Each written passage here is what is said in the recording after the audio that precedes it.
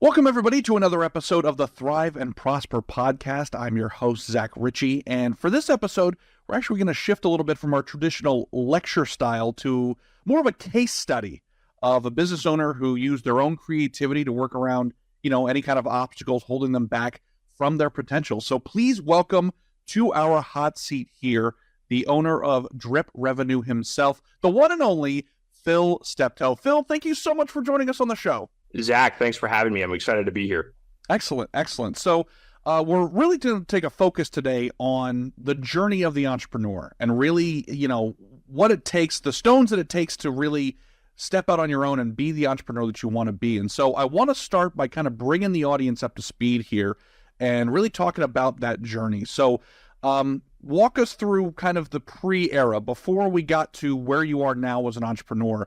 Yeah, sure. Again, thanks for having me. So, I've always been quote unquote bitten by the bug to say, of entrepreneurship. I just didn't realize it until I was older. So I have, memories going back to 5 or 6 years old. I had a friend that lived over in Virginia, and his family lived on a golf course, and we would take his father's golf cart out through the woods onto the course, and we would go out onto the rough and the sand traps and the water hazards. And if you don't play golf, it's basically the areas where you're not supposed to put the ball. And we would go out and collect the golf balls, and we would take them to the cleaning machines on the course, and we would sell them. We'd set up a little table, and we would sell them for half price of whatever the price was in the clubhouse. Wow. And that worked. Yeah, that worked. And we would, make like, $100 a day doing that until security would come and throw us off the course. So, seriously, when I seriously got into entrepreneurship was actually in college. And that was pretty much out of necessity originally. So I was going to Marshall University in Huntington, West Virginia, and I was originally pursuing pre-med. When I first went to college, I wanted to go into pre-med. I had this idea of eventually pursuing anesthesiology, and that quickly went down the tubes once I took my first biology class, Bio 121, and I said, yeah, I don't think so. I think I'll figure something else out. So then I actually headed into kind of going the pre-law direction. And I come from a long line of attorneys. My great-grandfather actually was the founder of Steptoe and Johnson, which is a very large international law firm, offices all over the world. And, my father was an attorney and actually later became a judge. I got to just about my junior year at Marshall, and I realized that I was at risk of losing my financial aid. I've always been kind of hesitant with student loans. I just was naturally kind of concerned with them and fearful of them because, you hear so many horror stories with student loans, and especially my sister went to become a doctor. And, when I was heading the pre-med direction, I found a ton of nightmare stories there of people with medical school debt that was in the 6 and 7 figures at a interest rate that is it raises my blood pressure, and I don't even know the money. I'll put it that way. So I was pretty much determined by any means necessary to not have that happen. Understood. So what ended up happening was at the time I was a security guard. I was actually working at an abandoned rail yard facility in Huntington, and I was working the night shift. And I kid you not, if there's a second location on the planet that's as close to Chernobyl environment wise as you can get, this was it. This place was closed down in the 80s. The coats are still on the racks. The lunch boxes are still there. It's like a frozen in time. And there was just wild animals in all of the rail yard buildings, and you would shine, I'd shine my spotlight, and there'd just be eyes in the dark. It was a creepy place to work. That sound like you couldn't pay me enough to go there as a haunted house attraction, much less that's the 9 to 5 gig. That sounds terrifying. So, there wasn't any reception inside of these buildings, these rail yard buildings. So, yeah, it's like if I got into a bad situation, I couldn't have called anybody. It was a creepy work environment. But the silver lining there, Zach, was that I was allowed to bring my laptop and have my phone. And so I basically could use that time to start to learn, some of the advertising and marketing stuff that I ended up getting into and where I've spent almost the past 10 years. So I was able to basically get paid to learn. So both of the first business ideas that I had failed. they flopped. And that was pretty much the first 2 years of my journey was failure after failure.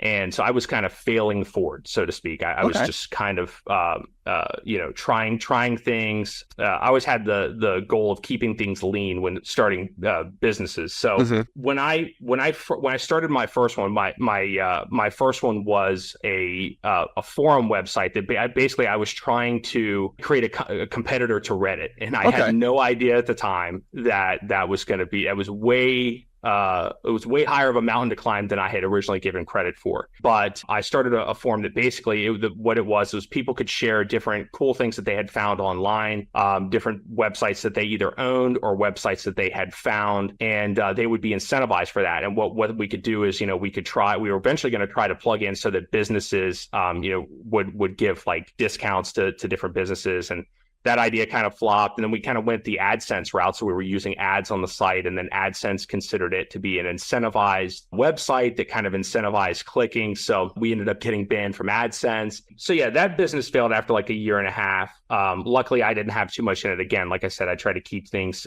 pretty lean. And then that led me on to Amazon Kindle. So I actually when I was researching lean business, opportunities online. One thing that I came across was Kindle businesses, and this was back in 2013. The problem with that was that I didn't understand at the time that, to have a successful Kindle business on Amazon, it requires a good amount of research and a good pipeline for the actual production of the content. If you do not have the funds to hire like a ghostwriter or something, you better love to write. I'll put it that way. I remember at one point I was trying to pump out one nonfiction book per day. And it was like random topic that I would find that I would consider to have a high opportunity of keyword search volume. So that was a brutal learning experience. I think in the 3 or 4 books that I launched, I might have made $100 or something like that. So that didn't work. So around that time, I'm still trying to kind of figure out this Amazon model. And, I'm trying to think of things. Okay, so what have I tried? What were my strengths? What were my weaknesses?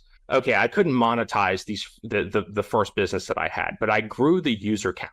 I was able to get users. I was able to grow my audience, and so I thought, I was pretty good on the advertising side for being restricted on advertising funds. When I got started, I didn't have really any money outside of what was left from my paycheck to pump into these ideas. So yeah, I was like, what was I good at? So the advertising side. So I was in a fraternity, Sigma Tau Gamma at Marshall, and I was on the front porch of the fraternity house. I was talking to one of the fraternity brothers, and he was saying, my brother actually is involved in ebooks, and he's making 6 figures a year. And I was like, give me his phone number. I was like, give me his phone number. I by any means. I ended up talking with this guy a little bit, and he is actually in the he's in the marketing space, and specifically digital marketing and traffic generation strategies. And I'm like, this is perfect. This is exactly what I was thinking of a direction that I could go with my ebooks. And this was on Amazon. This was before I even got to this point. So I start putting together a traffic generation guide on how I was able to get that kind of traffic to my Reddit competitor website. Right. And so I actually put out this video series, and it was like 17 minutes long. I remember I had this terrible microphone. I had this terrible picture of me wearing a suit on that the shirt wasn't ironed. I had a baseball cap on. I looked pretty awkward. So I was like awkwardly trying to fit into like looking like it was, coming from a professional right. angle, No, of course. being B2B. So it was pretty funny on that end, but I used the strategies that this guy told me about. And I was like, I don't see how this is going to work. I was like, I remember having to borrow the money from my dad to actually launch this strategy to get traffic to this traffic generation video series that I had created. And so I'm sitting there, and I'm doing what most guys in college age do. I'm sitting there and I'm playing video games, watching TV, and I get a notification on my phone. There's a sale on PayPal, and I'm like, and that's like insane to me, because it made it real. All of a sudden, all of this time, these 2 years of struggle, these 2 years of putting the work in, but not seeing the benefits of the work, and seeing sales and things like that.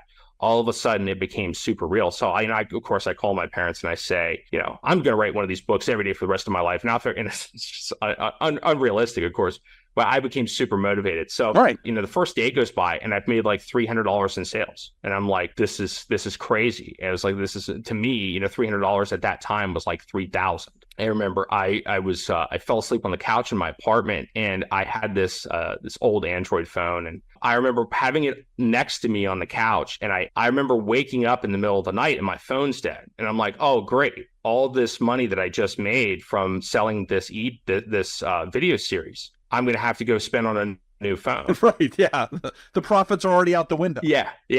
And so I plugged the phone in hoping that it's just a dead battery. And I'm right, it's a dead battery. So I turned the phone on and I checked my email, and there's hundreds of PayPal notifications of sales. And I almost get panicky because I'm like, what has happened? Has this taken off so quickly that almost too quickly? Right. And I end up finding out that a major, like a B2B info marketing website picked this up and put us as product of the day. I didn't even mean to. I was just trying to figure out how to do all of this, and we get picked up as product of the day. And so there's like $15,000 of sales in my PayPal account. And I get a call from PayPal and they're like, hey, what's going on here? Because is everything all right? This seems a little too successful. Yeah, for sure. And I'm thinking, oh boy, I'm going to have to go through and like provide all these documents and all this. And I don't know. I'm feel pretty overwhelmed. And they're like, oh, well, congratulations. And they just hung up, and I was like, okay.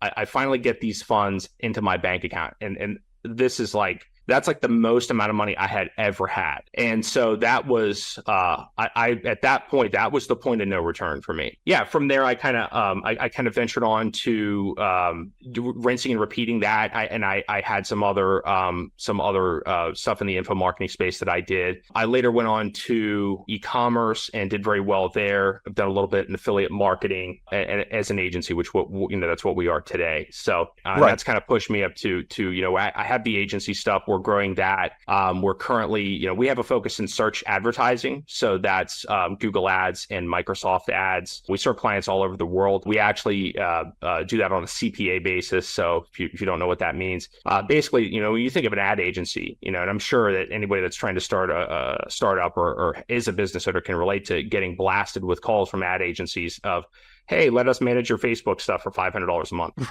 Right. That's a tough model to pursue, especially when I was so young, and I tried to do that stuff locally, and I got laughed out of businesses trying that because they're like, oh, you're 20 years old and we're not giving you our money. We don't know who you are.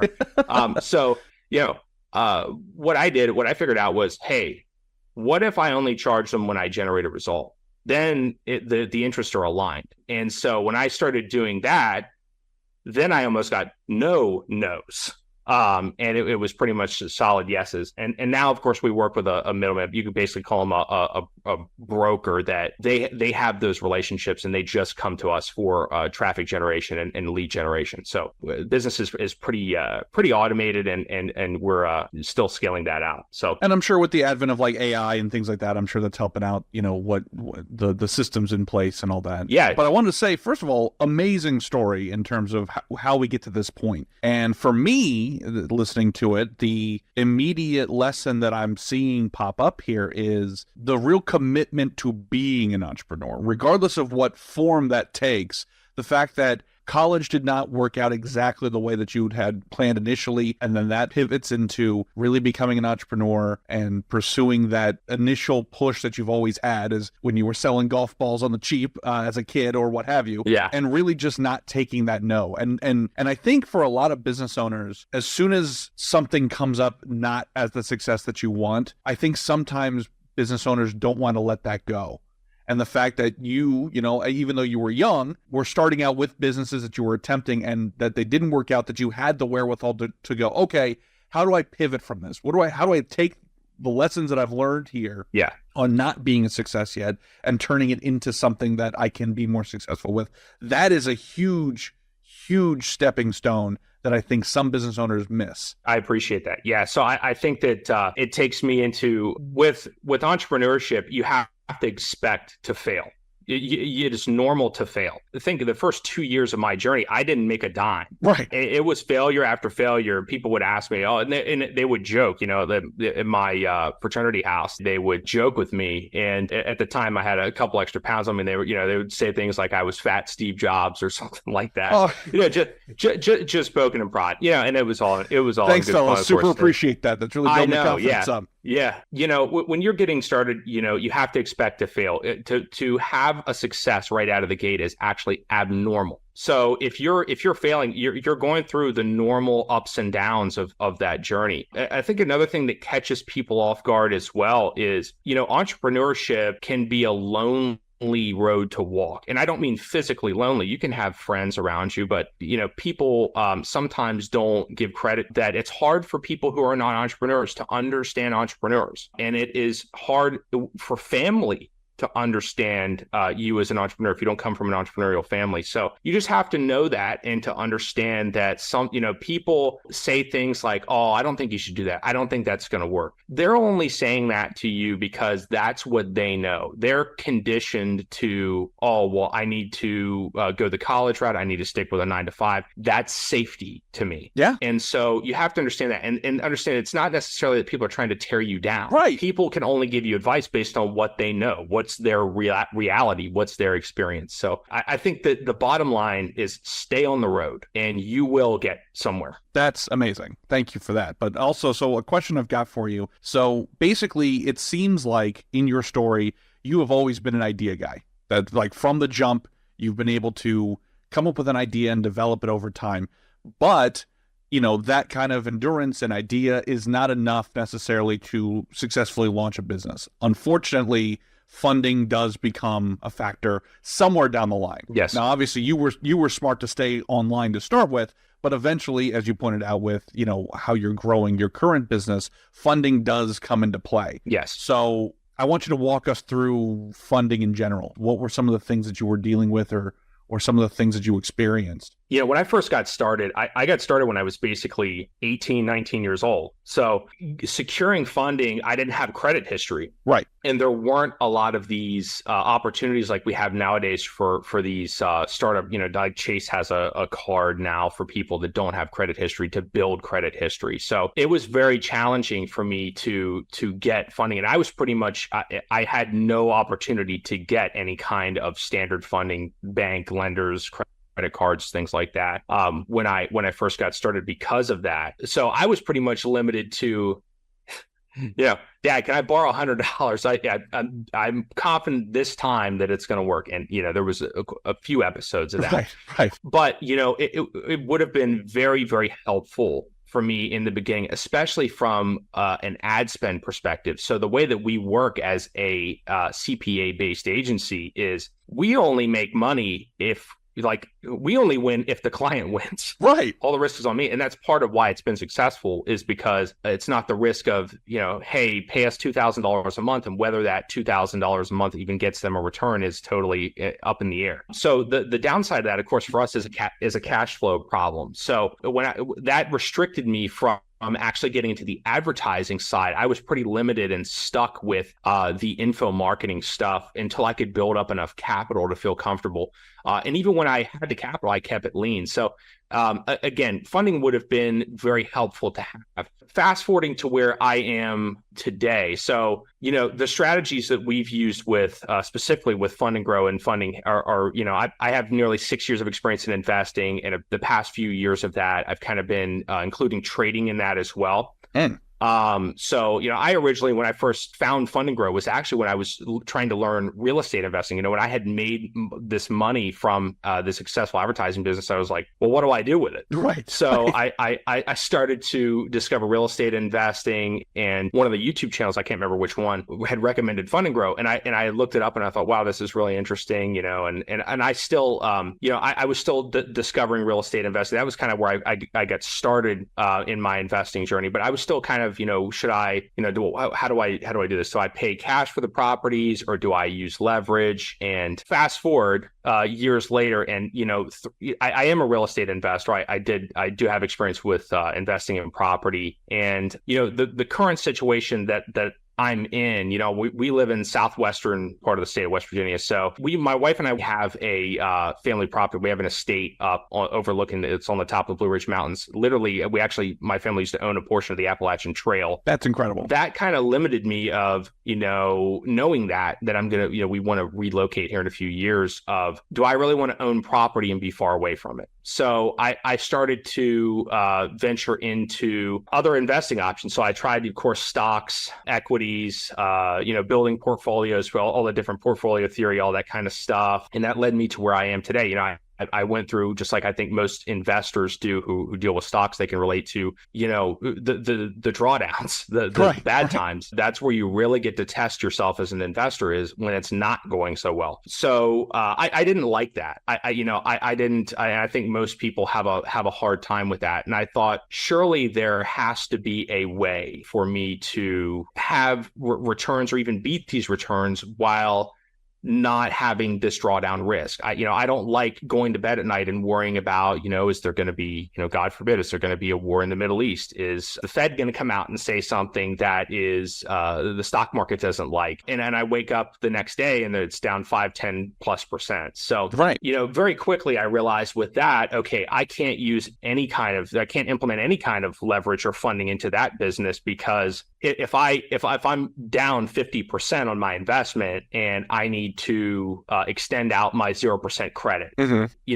doing that, am I really going to want to sell while I'm down 50 or 60%? Right. Ideally, no. Right. Yeah. So that became a challenge there. And then I thought about, okay, back to the real estate thing. I kind of bounced back and forth between those two for a while. And I thought, okay, well, I don't have any experience in flipping. So I was a little hesitant. Okay, what happens if I use funding, I buy a property, and then, I run into a problem, God forbid the inspection misses something. I can turn it into a rental in the meantime.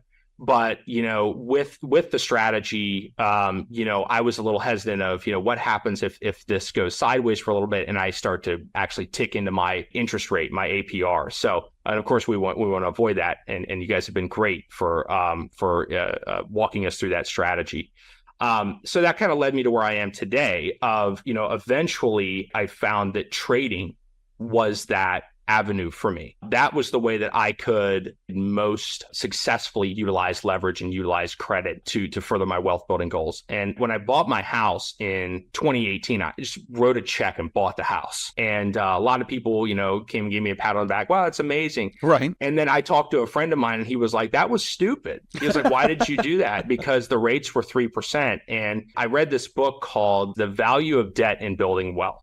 Utilizing non-consumer debt responsibly is a game changer. And I actually came from at the time that I bought the house, I was kind of like on the Dave Ramsey bandwagon of, all debt is terrible. Right. And that couldn't be further from the truth. And so, going back, I've read this book and I've started to realize, okay, utilizing debt in some way, and where it starts in the book is he starts talking about, people that get a mortgage versus people that pay cash for their house, and the difference that it makes being invested, regardless of what it is, whether you're investing in another real estate, whether it's invested in just the S&P or whatever, the difference is millions and millions of dollars versus saving, maybe low six figures or on your interest over the lifetime of the loan. So I figure out that trading is the way for me to be able to have returns, to have these strong returns while being able to be in control of my drawdown exposure. And drawdown, for those of you that don't know what that means, it means the maximum amount of percentage that your portfolio could be down at any one time. Right. So if I have $100,000, I have a 20% drawdown, I have an $80,000 balance left of the value of my assets. So,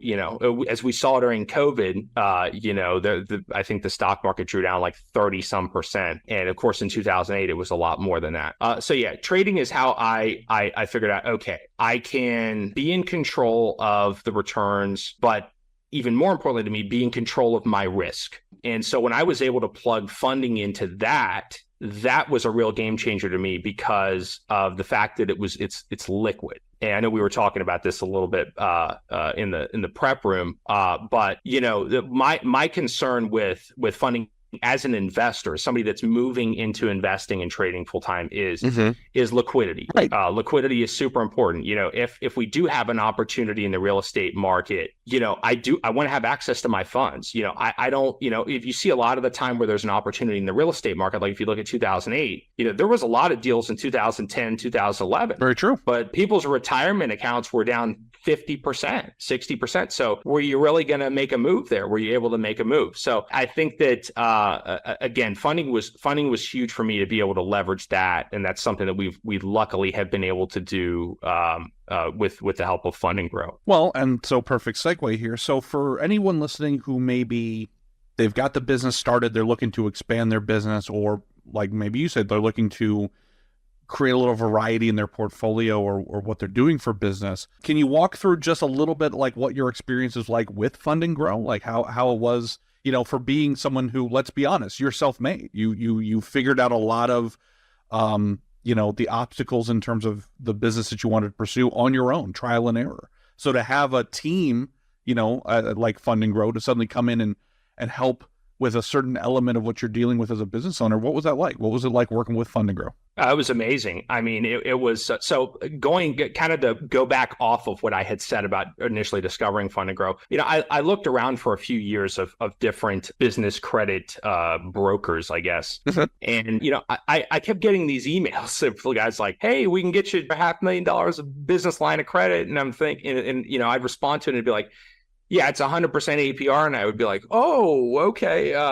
Yeah, I don't think that, that's a good, that's something I'd be interested in. So I was very hesitant to deal with those kind of companies for years. And I looked into Fund&Grow and was extremely impressed by the testimonials and the reviews that I saw, and just the customer service through the entire experience, even when we were just interested, was incredible. And you guys were very, very thorough. So yeah, we worked with Nicholas Wakely at Fund&Grow as our actual, our account manager. Yes. Through the funding process. And it was very, very simple. It actually kind of blew me away how simple the documentation requirements were. It was basically LLC docs and some other basic paperwork, ID, stuff like that, obviously, that is needed to obtain any kind of credit or dealing with any financial institution. And it's very straightforward. We went through with the check to make sure everything was good on our credit and everything was great there. And so we went right on to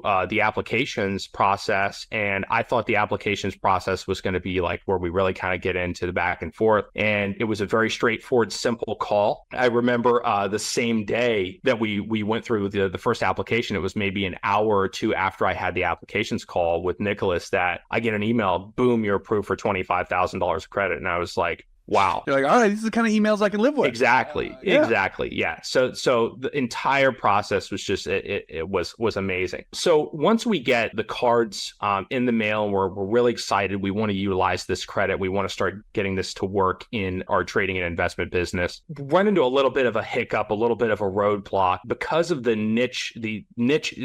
industry that we're in, dealing with investments. It was a little bit challenging for us to find a service like a card to wire service where we could actually access the funds to apply to any investment strategy. Right. And we went through, I tried like 2 or 3 of them out on my own. I'm pretty good about working ahead. Sometimes ends up being a little bit of a drawback. I sometimes work too far ahead. So I went through and tried 2 or 3 of these things, and I got the same answer. Hey, we can't we can't allow your industry. And so I contacted Fund&Grow and I said, hey, I'm not able to utilize this credit. What do I do? I'm not sure if there's any backup strategies. And they said, no problem. We'll get you, we'll have somebody reach out to you. And Ryan Rundell from Customer Success reached out, and he was just incredible. I mean, I actually told my wife, I was like, I leave good reviews for businesses now and then. I'm I try to help people where I can, but I was blown away. Like, I felt compelled after the experience with Ryan, because he cared so deeply about understanding that, we need to be able to use the credit and actually in order to get what we paid for. And he was really caring about that. And he assured me right out of the gate that, hey, we're going to find a workaround here, no matter what happens. And so he actually made a recommendation. The first recommendation he made worked, and we were able to utilize the credit. I can't get into the actual specifics of the trading strategies that we use, just because some of the trading strategies and investments that we hold is SEC regulation behind that. And there's certain rules, like you can't talk about the fund and the returns and things like that. And some of our other trading strategies, we have NDAs on with those partners. So, but we were able to utilize the credit. And thanks to Fund&Grow, we're looking at, by the time we actually scale up and get to where we want to be with Fund&Grow on our credit lines, we are going to be in an awesome place. I'll just put it to you that way. We're going to have a very large passive income stream that's tax advantaged, that is very risk minimal. So we're really thankful for the experience to work with Fund&Grow. That's amazing. And again, in your case, and we talked about this a little before we started recording, was slightly unique. Yeah. Because it wasn't something just traditionally tangible. We've had plenty of clients who are in like more of a brick and mortar type scenario, and they're just like, oh, I just need money for X equipment. So the fact that you were able to be creative and work with Ryan and Nicholas to come up with solutions that, that additional income and is going to be, the fruits of that labor, really incredible, and super, super thrilled that, even in a unique business type setup and unique goals, we were still able to help funnel that. And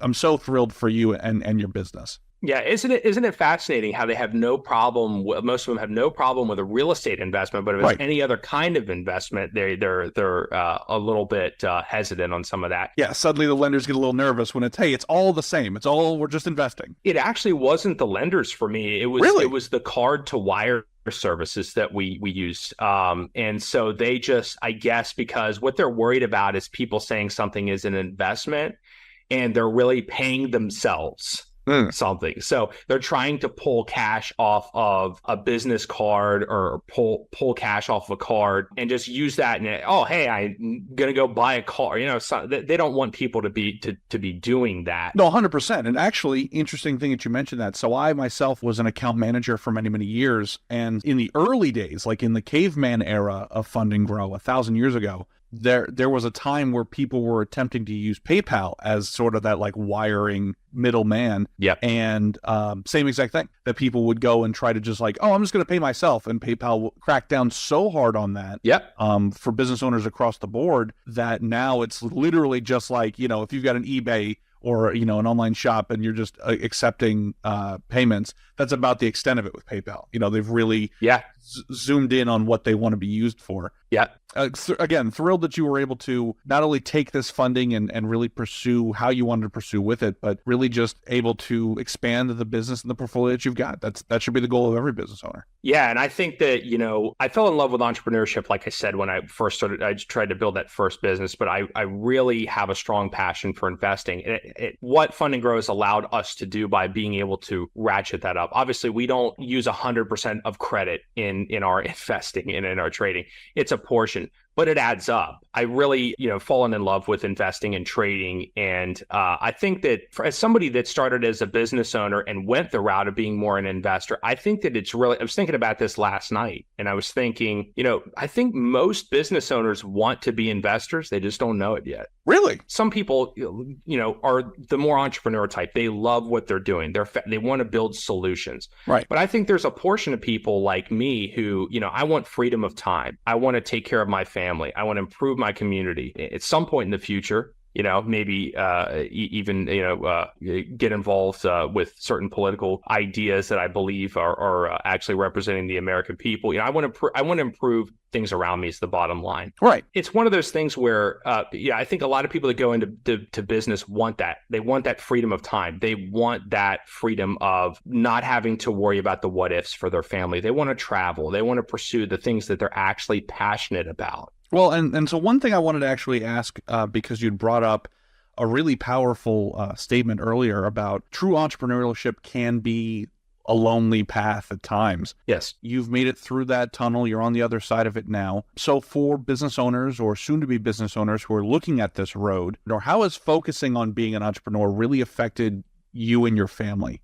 Beyond just the nuts and bolts of business? How has it being an entrepreneur really affected the family? This kind of question always takes me back to a specific, if you're talking about the success element. So the success that I of course, there's the obvious of the freedom of time, ability to travel, do things that we love. But I think that the success element, so, my purpose for entrepreneurship was more of the wealth building side, because I want to have an impact. All the things I want to do to have an impact. Hopefully in the next 10 years, my wife and I are looking to start a family foundation to help poor Appalachian children with education expenses and providing higher learning opportunities to them. And that's kind of a nod back to my situation of being forced into that situation. The success element and the wealth building of entrepreneurship and that journey, one of my mentors always told me that money just allows you to be more of who you are already. So if you are a charitable person, you're going to be charitable with your money. If you're a materialistic person, then if that makes you happy, then you're going to go that route. I think that it just allows you to live a purposeful, more fulfilling life. And that's entrepreneurship in general. I think just allows you to do that with the different opportunities that entrepreneurs have. And so I think that it's allowed me to be able to do what I want, live life by my own terms. And I'm really blessed that I got started early. That was the big thing for me. Not to discourage anybody. Technically the best time to plant a tree was yesterday. The second best time's today, right? Right. But I think that it's given me an opportunity with my kids. I just had my daughter, my first wife and I's first child was just born in January. And that's an very exciting thing for me, is I'm able to start teaching that next generation that there's another way. Well, first of all, congratulations to you and your wife. That's amazing. Thank you. As another January baby to another one. So congrats there. But thank you. Speaking of that, and being kind of having everyone sit under your learning tree a little bit here, what are some practices that you learned along the way? What are some tips that you've got for people who want to become entrepreneurs, for those who maybe haven't started their business yet and want to? What are some ideas and some tips that people should know before getting into business, regardless of, whatever industry it might be? Yeah. So my first piece of advice would be to read the E-Myth. If you're going from if you're strictly talking about an entrepreneurial perspective, the E-Myth, in my opinion, as a book, cannot be beaten, by Michael Gerber.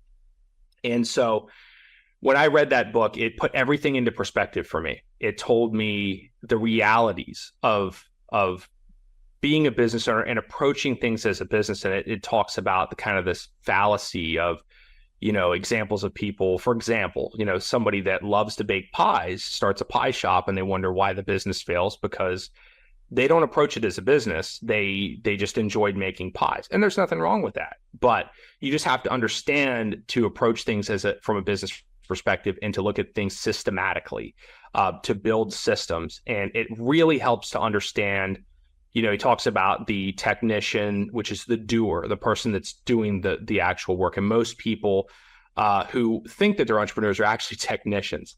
And then it ties in talking about the managers, the people overseeing those technicians in the day-to-day of the business, and then the actual entrepreneurs, the people that are building the vision. So the E-Myth was profound. Talking about it from an investment perspective, going back to that, and specifically my experience with using credit to help further my goals. The best book I could recommend there, again, the last name is Anderson. I think it's Tony Anderson, maybe. It's The Value of Debt in Building Wealth. That's very profound, I think, as an investor, understanding responsible use of non-consumer, business debt, to help you to get to where you want to be. I think that those two books, depending on, whether you're talking entrepreneurship or whether you're talking more of investing and tying that into funding, are a great place to start. I think that my second piece of advice would be, do not skip the legal and the tax stuff. You're going to be focused on, how do I make money? I got to make money. I got bills due, and that's where everybody is. You're not alone in that. But you're going to have opportunities in the beginning to help set yourself up to build those, to help strengthen your business financially by saving on taxes, by working with a CPA or a tax professional. And that's something that, I think I see a lot of people that are like, they get into business and look at like an H&R Block or something. And they think, well, Right. I'm saving $5,000 or $6,000 a year, or a couple $1,000s a year by going to an H&R Block, instead of having to hire an actual, like a CPA or something. And then they realize later that they could have saved $30,000 or $40,000 or $50,000 on their tax bill by going to that CPA. So I think sometimes, that people overlook that, and that is a very important piece of advice that I would give, that gives you an edge for sure. And that goes into my next point is, third is try to find an edge or an advantage. So this ties back in when I was talking about the business, when I was testing businesses, my approach was, I want an edge. How do the generation that I came up in, I have the internet. The internet's like the Wild West, right? I mean, there's this endless frontier of opportunity on the internet. And so I was thinking of everything in regards to, how do I start a business for $500? What business can I start for $500 that has the ability to make $5,000 or more a month? And so I could afford to fail 10 of those. If I had one that worked for me and made $5,000 or more a month, I would make all of my money back in 1 month, or maybe just a little longer after other expenses. But the point is, try to find something where you have an advantage. And it may not be something that you're super passionate about in the beginning. I wasn't I didn't go to school for advertising or marketing. Right. If somebody had asked me about it, I would have said, that sounds really boring. I probably would have said, and I ended up falling in love with it. Sometimes I think, just being an entrepreneur, you learn to love your different businesses. I think that kind of tells me that I'm a little bit more of an investor. I think about, listening to stuff years back on like Shark Tank and stuff like that, where people, you look at things by what's the probability that this is going to be successful for me? And how do I do that in a way where I have, the numbers are good? It's a numbers game. That was my approach. That was my edge, was to make it a numbers game. And eventually I would be able to pursue things that I really enjoyed. That's what I would say. Approach entrepreneurship in areas where you think you're going to have that edge. And, it's not to say that people that spend, people that, start up a restaurant or something, spend $250,000 or something on equipment to get everything ready, and permits and all that kind of stuff. It's not to say that it's not going to be successful. It's just know what you're getting into. And, for those people that are on the fence that say, I'm really worried, I can't afford for this to go wrong. This is like, understand there's a way to approach it where, you can throw, you can kind of throw little darts at the board and eventually one of them will hit. And it's a numbers game kind of thing. So that really helped me in the beginning, and that was my edge. Excellent. Now I have another question for you here. So again, we talked about, you went down this path as an entrepreneur, and you've come out I feel like you've come out to the side now. I consider you a success at this point, and continuing to be a success. So thank you. For you and the businesses that you're involved in, what are you looking to accomplish in the next 5 years, the next 10 years overall? I got into investing because when I had my first tax bill on active income, I was like, wow, they're making more from me than I'm making from me. And so when you look at the tax code in the US, obviously talk to a licensed tax professional. I can't give tax advice. The tax code's written for investors and traders. The government is incentivizing, and you look at real estate too, there's a tremendous amount of tax benefits in real estate. Between taxes and inflation, which is the next thing that I think is very important and relevant in today's situation. Absolutely. Is, inflation. So the Fed comes out with this CPI headline number. They say, okay, we have a 3% inflation rate historically. But when you look at it, it doesn't include your food, energy, and housing, which are your three biggest expenses. And when you actually look at the real costs of inflation, you're like 7% minimum historically per year. And then when you think most people work a W-2 job, and in the United States specifically, we haven't had wage growth in the United States in a long, long time. And so most people, if they get a 3% raise, but the inflation rate's 7%, you've got a 3-4% gap. So you're realistically, if you work a W-2 job,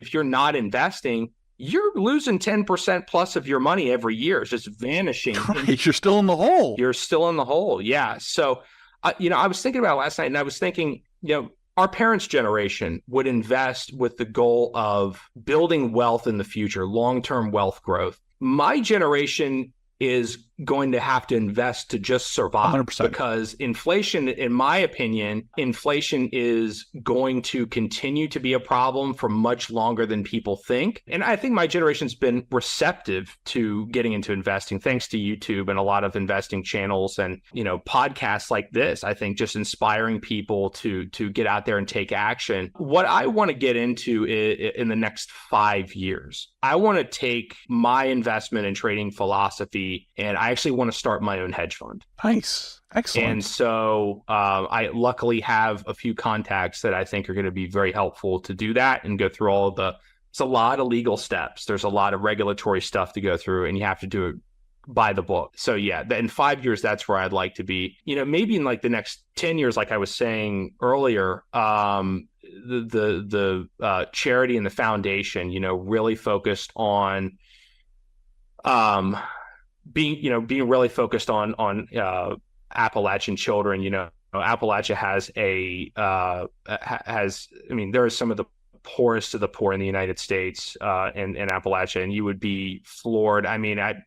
My wife is from my wife is from coal mine country in kind of the southern middle part of the state. And when I was first driving out there, when I first drove through, I'd always heard stories of Appalachia dealing with poverty and there's drug epidemics because a lot of the jobs have vanished from that area. When I first drove through there and I just saw the level of poverty, I was just blown away. And I said, I'm going to do something about this. And so next 10 years, I would love to be heavily involved with that family foundation and making sure that we provide educational assistance as well as medical assistance and food as well. Food, believe it or not, there's a lot of parts of Appalachia where children go to bed hungry. And that's all, that's all over the United States. I think people think in America that, America has this reputation being the land of opportunity and access and all of this. And I think people don't realize that extreme poverty is a lot more real and present than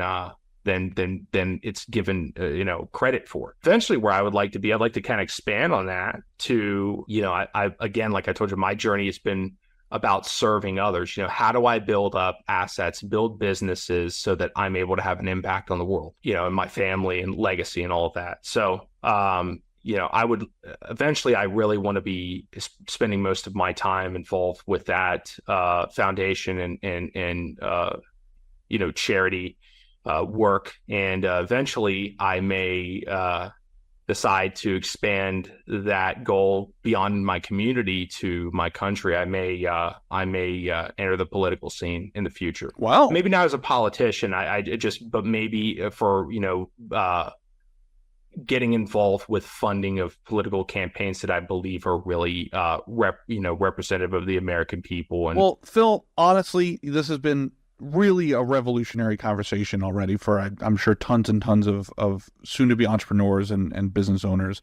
And so I do want to just start by saying, just thank you so much for your time. Thank you so much for joining us here and really letting people sit under this learning tree that you have, really cultivated and planted yourself. So before we wrap up officially here, I wanted to give you the floor for any last-minute notes, anything else that you want to touch on, that you think, this next generation of business owners should know. And of course, any plugs, any shout outs, anything else that you'd like. The floor is officially yours.